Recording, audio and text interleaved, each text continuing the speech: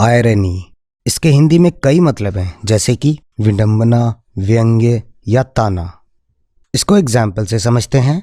The irony was that he was killed in a car accident soon after the end of the war. विडंबना यह थी कि युद्ध की समाप्ति के तुरंत बाद एक कार दुर्घटना में उसकी मौत हो गई थी। तो इस एग्जाम्पल से हमें पता चलता है कि आयरनी किसी सिचुएशन का एक हिस्सा है, जैसे कि यहाँ उसकी युद्ध में मौत नहीं हुई, जबकि उसके बाद एक कार एक्सीडेंट में मौत हो गई, जो कि बहुत ही अजीब और अनएक्सपेक्टेड बात है। तो यहाँ आयरनी का मतलब विडंबना से है। एक और एग्जाम्पल देख लेते हैं। There was no irony in his voice. उसकी आवाज में कोई व्यंग या ताना नहीं था। मतलब जैसे कि हम सुनते हैं कोई कहता है कि you are a good player, जबकि वो जानता है कि वो अच्छा नहीं है, फिर भी वो उसकी टांग खींच रहा है, मतलब ताना मार रहा है। तो यहाँ आयरनी का मतलब ताना या व्यंग से है। अच्छा, एक और लाइन हम काफी सुनते हैं, the irony of a situation. इसका मतलब क्या है? It is a part of a situation which is strange और amusing because it is the opposite of what you expect. मतलब यह स्थिति का एक ऐसा हिस्सा है जो अजीब या मनोरंजक है, क्योंकि यह आपकी अपेक्षा के विपरीत है।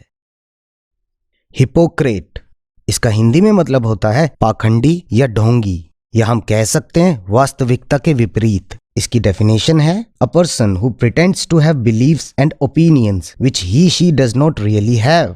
मतलब एक व्यक्ति जो विश्वास और राय रखने का दिखावा करता है जो कि उसके पास वास्तव में नहीं है। इसको एग्जाम्पल के थ्रू समझते हैं।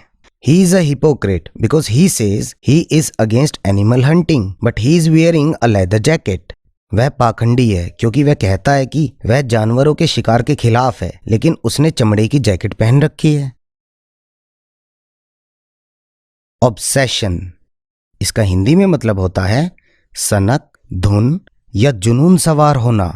इसकी डेफिनेशन है When you think too much about someone or something. जब आप किसी व्यक्ति या चीज के बारे में बहुत ज्यादा सोचते हैं, यही ऑब्सेशन बोला जाता है। इसके एग्जाम्पल देख लेते हैं। Cricket has become an obsession for Indians. भारतीयों के लिए क्रिकेट एक जुनून बन गया है। एक और एग्जाम्पल देख लेते हैं।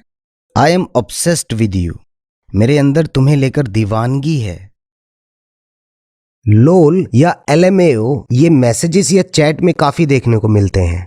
असल में ये दोनों एक्रोनिम है। एक्रोनिम उन्हें कहते हैं जिनकी कोई फुल फॉर्म होती है। तो यहाँ लोल की फुल फॉर्म है लाफिंग आउट लाउड और लाफ आउट लाउड। वहीं LMAO की फुल फॉर्म है लाफिंग माई एस ऑफ। इन दोनों को यूज किया जाता है जब खुशी जाहिर करनी होती है।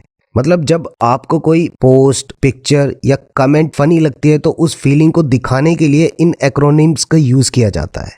अब बात कर लेते हैं इन दोनों में डिफरेंस की। तो इनके मीनिंग में कोई खास डिफरेंस नहीं है। मतलब आपको खुशी या हंसी जाहिर करनी है तो लोल यूज कर सकते हैं। अगर आपको बहुत ज्यादा खुशी या हंसी जाहिर करनी है तो LMAO का यूज किया जा सकता है। इनके एग्जाम्पल देख लेते हैं। मोस्टली चैटिंग और मैसेजिंग में क्योंकि इनका यूज किया जाता है, तो यहाँ हम एक चैट देखते हैं। Hey marry me on FB। Lol my parents will see. मतलब ये बोलता है कि FB पर मुझसे शादी कर लो, तो उसे रिप्लाई मिलता है जोर से हंसते हुए कि मेरे पेरेंट्स देख लेंगे। एक और चैट देखते हैं। Hey what are you doing on Friday? Nothing, just hang out with you.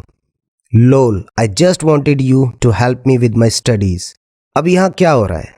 एक लड़की नॉर्मली पूछती है तुम फ्राइडे में क्या कर रहे हो, तो उसे रिप्लाई मिलता है कुछ नहीं, बस तुम्हारे साथ घूमना है। तो उसे हंसी आती है और फिर कहती है मैं बस यही चाहती थी कि तुम मेरी पढ़ाई में मदद करो।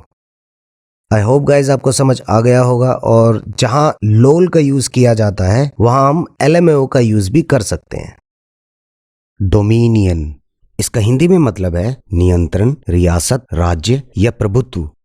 इसको एग्जाम्पल के थ्रू समझते हैं। He believes that he has dominion over us.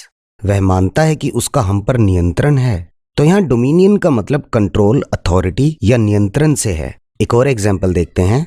This island is a dominion of India. यह द्वीप भारत का एक राज्य या रियासत है। तो यहाँ डोमिनियन का मतलब राज्य या रियासत से है, एक ऐसा एरिया जो किसी के कंट्रोल में हो।